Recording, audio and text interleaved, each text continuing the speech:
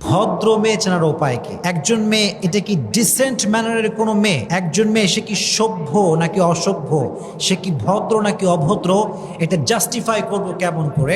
এটি খুব জরুরি একটি বিষয় যে একজন মেয়েকে আমরা ভদ্রতার মাপকাঠি কিসের মাধ্যমে যাচাই বাছাই করবো যে is she decent or not. কোন কোন কোয়ালিটি দেখে বুঝবো যে মেয়েটা আসলে ডিসেন্ট ম্যানারের নাকি ডিসেন্ট ম্যানারের না?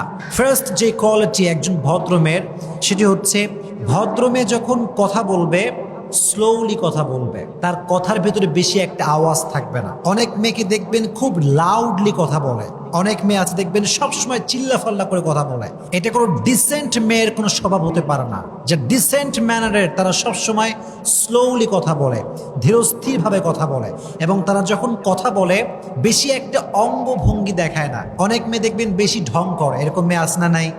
বেশি ঢং করে, এটা ডিসেন্ট ম্যানারের কোনো মেয়ের স্বভাব হতে পারে না।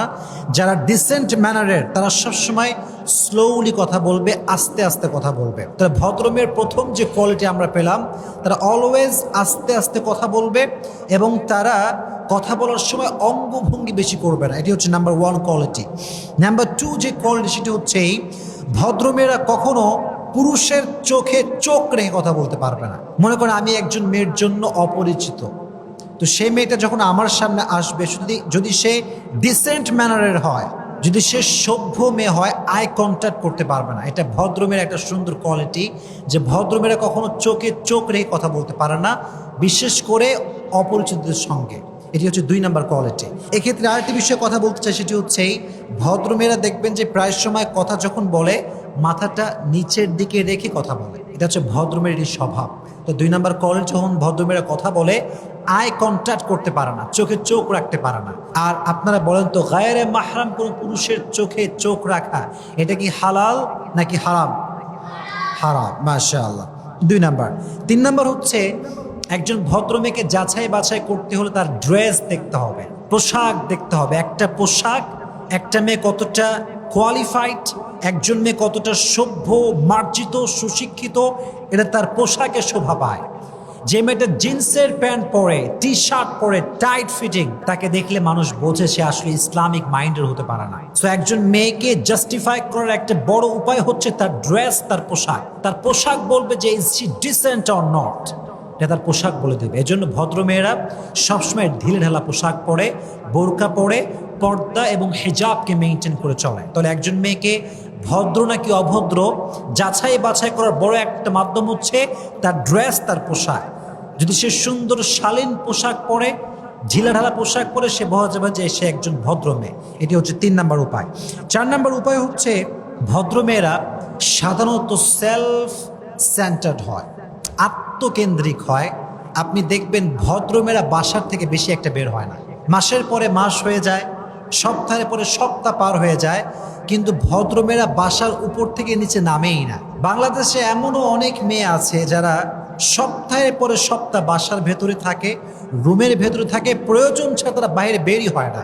অনেক মেয়ে দেখবেন যে বাসার পাশের যে এলাকা আছে ওই এলাকার নাম কি তাও সে জানে না। এতটা সভ্য, এতটা ভদ্র যে আশেপাশের এলাকার নামও সে জানে না, কখনো সে বের হয় না প্রয়োজন ছাড়া। তাহলে ভদ্রমের একটা বড় কোয়ালিটি হচ্ছে তারা সেলফ সেন্টার্ড হয়, আত্মকেন্দ্রিক হয়, তারা প্রয়োজন ছাড়া বাইরে বের হয় না। এজন্য মা বোনদেরকে বলবো, যারা সকালে একবার বাজারে যান, বিকালে একবার বাজারে যান, এই অভ্যেসটা বাদ দিয়ে দেন। এই অভ্যেসটা অনেক খারাপ একটা অভ্যেস। এই জন্য মা বোনদেরকে বলো বাসা থেকে বেশি এটা বের হবে না, কারণ বাইরে ফেতনা আছে, অনেক ফেতনা আপনি জুড়ে যেতে পারেন। তাহলে 4 নাম্বার কোয়ালিটি হচ্ছে ভদ্র মেয়েরা সেলফ সেন্টার্ড হয়, তারা সবসময় বাসার ভেতরে নিজেকে গোপন করে রাখে, প্রয়োজন ছাড়া বাইরে তারা বের হতে পারে না। এটি হচ্ছে 4 নাম্বার। 5 নাম্বার হচ্ছে ভদ্র মেয়েরা কখনো স্টার জলসা বা জি সিরিয়াল কি কি আছে না এইসব এই টিভিতে দেখায়, ভদ্র মেয়েরা, ভদ্র ঘরের মেয়েরা এই সমস্ত সিরিয়াল দেখতে পারে, এটা দেখতে পারে না। এটা ভদ্র মেয়ের স্বভাব না, বরং ভদ্র মেয়েরা দেখবেন সবসময় বই পড়ে, তারা ফ্রি টাইমে বই পড়ে, কিংবা কোনো একটা আলোচকের লেকচার শুনে, কিংবা তার কবিতা লেখে, কবিতা পড়ে। কিন্তু ভদ্র ঘরের কোনো মেয়ে কখনো স্টার জলসা কিংবা জি টিভি, জি সিরিয়াল দেখতে পারে, এটা ভদ্রমের স্বভাব হতে পারে না। এটি হচ্ছে 5 নাম্বার। 6 নাম্বার, ভদ্রমের স্বভাব হচ্ছে কখনো সে হিংসুক হয় না। মনে রাখবেন, হিংসার প্রবণতা পুরুষদের মাঝে যেই পরিমাণ আছে তার চাইতে মেয়েদের মাঝে বেশি আছে। মেয়েরা বেশিরভাগ ক্ষেত্রে তারা হিংসা পরায়ণ হয়, প্রচুর পরিমাণে হিংসাত্মক মাইন্ড তারা বিলং করে। তবে সব মেয়ে না, কিছু কিছু মেয়ে। আর এই হাসাদ কিংবা বিদ্বেষ এতটা খারাপ, আল হাসাদ তাকুলুল হাসানাত কামা তাকুলুন নারু আল হাতাব। হিংসা মানুষের আমলকে এমনভাবে জ্বালিয়ে পুড়িয়ে ছারখার করে দেয় যেমনভাবে আগুন কাঠকে পুড়িয়ে জ্বালিয়ে ছারখার করে দেয়। এই জন্য হিংসা বড় মারাত্মক জিনিস। কোনো ভদ্র ঘরের মেয়ে হিংসার মতো খারাপ স্বভাব বিলং করতে পারে। 6 নাম্বার। 7 নাম্বার, ভদ্র মেয়েদের বন্ধু বান্ধব বেশি হয় না। কিছু কিছু মেয়ে আছে দেখবেন 7টা 8টা 10টা পর্যন্ত বান্ধবী আছে না নাই? হায় রে, খালি আড্ডা দিয়ে বেড়ায়। একবার পার্কে যায়, একবার ওই চিড়িয়াখানায় যায়, একবার পর্দা গার্ডেন যায়, সবগুলো দল বেঁধে যায়, সেলিব্রেশন করে, বার্থডে সেলিব্রেশন করে, অমুকের ম্যারেজ ডে, অমুকের বিবাহবার্ষিকী, অমুকের জন্মদিন ধুমসে চলতেছে। এটা ভদ্র মেয়ের স্বভাব না। ভদ্র মেয়ের বন্ধু বান্ধব 10-20টা হয় না, বন্ধু হবে খুবই কম, but they are educated and they are qualified. বেশিরভাগ শিক্ষিত হয়, মানে ভদ্র মেয়েদের বান্ধবী হয় শিক্ষিত। অশিক্ষিত যে মূর্খ, যে কিছুই বোঝে না, ইসলাম বোঝে না, মানুষ বোঝে না, সমাজ বোঝে না, এমন কোনো মেয়ের সঙ্গে কোনো ভদ্র ঘরের মেয়ে বন্ধুত্বের সম্পর্ক করতে পারে না।